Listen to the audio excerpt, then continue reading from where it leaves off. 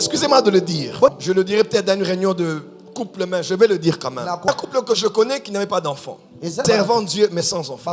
Dieu a donné une instruction. Il est prophète. Dieu a dit, mon fils, je veux que lorsque tu vas connaître ta femme, au moment là, il faut que tu dises des choses. Que tu dises, quand vous cherchez un enfant, que tu dises des choses. Les choses spirituelles sont spirituelles. La sexualité est liée à la spiritualité.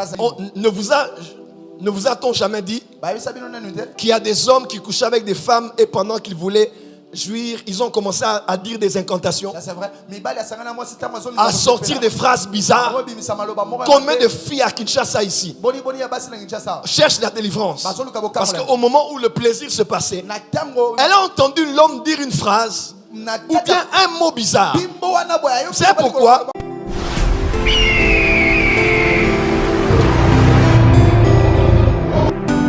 tu peux créer ton monde par ce que tu penses, par ce que tu dis et par la voix sexuelle. Quelqu'un peut dire Amen très fort. Amen. Quelqu'un peut dire encore Amen très fort. Amen. Quelqu'un peut encore dire Amen très fort. Amen. Et laisse-moi te dire, lorsque ces trois réservoirs se mettent en addition, il y a un danger. Par exemple, dans le mariage, quand un couple pense à un enfant, ils pensent à un enfant, ils imaginent un enfant, ils soupirent après un enfant. Quand ils commencent à parler, à déclarer et à prier, quand ils s'accouplent, cet enfant qui naît est un enfant dangereux. Il n'a pas été seulement le produit de la sexualité, il a été le produit d'un désir. Il a été le produit des déclarations prophétiques. Et quand cela passe par la voie sexuelle, ce genre d'enfants-là sont des créateurs dans leur monde. Ce sont des innovateurs. Ce sont des pionniers. Parce qu'ils ne sont pas un accident sexuel. Ils sont un produit voulu, désiré, pensé et prophétisé. Quand l'énergie du sexe se joint à l'énergie des pensées, et l'énergie des pensées se joint à l'énergie des paroles, il y a quelque chose qui se passe. Amen. Ça c'est vrai. Merci Daniel. Excusez-moi de le dire. Je le dirai peut-être dans une réunion de couple, mais je vais le dire quand même. Il y a un couple que je connais qui n'avait pas d'enfant. Servant Dieu, mais sans enfant. Et Dieu a donné une instruction. Alors, il est prophète. Dieu a dit, mon fils, je veux que lorsque tu vas connaître ta femme, au moment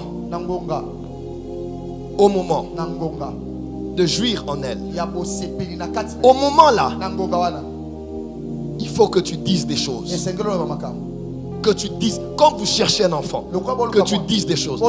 Quelqu'un d'autre dira, oh non, c'est un moment de plaisir seulement. Comment quelqu'un peut avoir des pensées à prier, ça va le refroidir. Les choses spirituelles sont spirituelles. Ça c'est vrai. La sexualité est liée à la spiritualité. Ça c'est vrai. Ne vous a-t-on jamais dit qu'il y a des hommes qui couchaient avec des femmes et pendant qu'ils voulaient jouir, ils ont commencé à dire des incantations, à sortir des phrases bizarres. Combien de filles à Kinshasa ici cherchent la délivrance? Parce qu'au moment où le plaisir se passait, elle a entendu l'homme dire une phrase ou bien un mot bizarre. C'est pourquoi la sexualité, ce n'est pas d'abord la création, mais il y a un moment dans la sexualité où il y a une ouverture de la puissance créatrice. C'est dans ce moment-là que le monde spirituel travaille et que le spermatozoïde reçoit la vie pour aller vaincre et aller créer la conception. Tu as dit pendant ce moment-là, quand tu seras avec ta femme, tu vas dire des choses et l'enfant arrivera. 9 mois après, ils ont eu des jumelles. Tu n'as pas acclamé. 9 mois après, ils ont des jumelles. Là où les pensées ont libéré leur énergie, Là où les paroles ont libéré leur énergie, là où le sexe a libéré l'énergie, la création est vivante. Ça c'est vrai.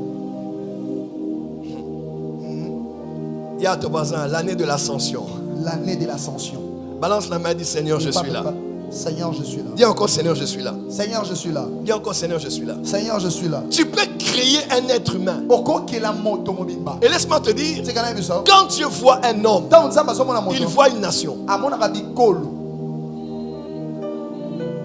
Quand la femme croyait qu'elle avait 2 enfants dans son sein, la prophétie est sortie. Tu as 2 nations dans ton ventre. Quand Agar avait laissé l'enfant, tu as dit prends l'enfant, car je ferai de lui une grande nation. Car Abraham se voyait seulement comme un fils d'un homme idolâtre. Dieu voyait que les nations de la terre allaient être bénies par lui. Dis à ton voisin, je ne suis pas un homme. Je ne suis pas un homme. Je suis une nation. Je suis une nation. Genèse 49. Lorsque Jacob bénissait les 12, il ne bénissait pas les 12. Il bénissait 12 tribus. Plus tard, quand Moïse est venu, dans Deutéronome 33, Moïse a béni les descendants de ses enfants que Jacob avait bénis. Voilà pourquoi la création sexuelle, c'est la création d'une nation. Je vois des rois sortir de toi. Ton amen n'est pas arrivé ici. Je vois des reines sortir de toi. Je vois des prophètes sortir de toi. Je vois des autorités sortir de toi. Amen. Merci Daddy. C'est ainsi que je vous avais dit, il y a des races qui ne doivent pas se marier. Ça c'est vrai. Il y a des sangs qui ne doivent pas se toucher. Il y a des corps qui ne doivent pas se mixer. Ça c'est vrai. De peur de créer une race dangereuse, de créer une race problématique, de créer des enfants bizarres. Ma prière est que Dieu te garde et que Dieu t'épargne. Tous les enfants sortis de toi, ou qui sortent, non, tous les enfants sortis de toi, ou qui sortiront de toi, ou de tes enfants, seront des étoiles. L'énergie dans les pensées, l'énergie dans les paroles. Ah oui, la mort et la vie sont au pouvoir de la langue. Quand tu parles, tu libères l'énergie dans ta parole.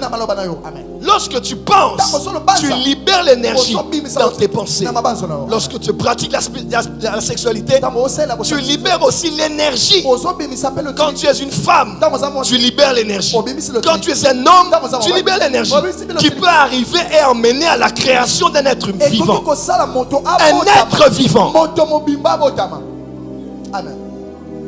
Dis à ton voisin, fais attention. Fais attention à tes 3 réservoirs.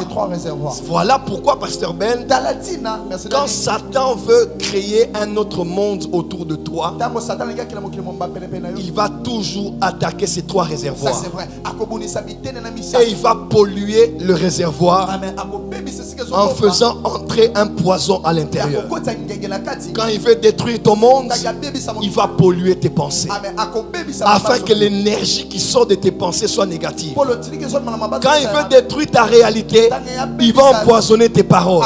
Tu commences à parler n'importe comment, même comme quelqu'un qui n'est pas converti. Et quand il veut détruire ta famille, il va polluer la sexualité afin de détruire votre réalité de la famille. Dis à ton voisin, Satan cherche tes pensées, ta bouche et ton corps. Amen. Merci Daddy. Change de voisin, dis voisin. Satan cherche tes pensées, ta bouche et ton corps. Qui a compris? Acclame bien, maintenant je vais décoller. Merci Daddy. Avance Daddy.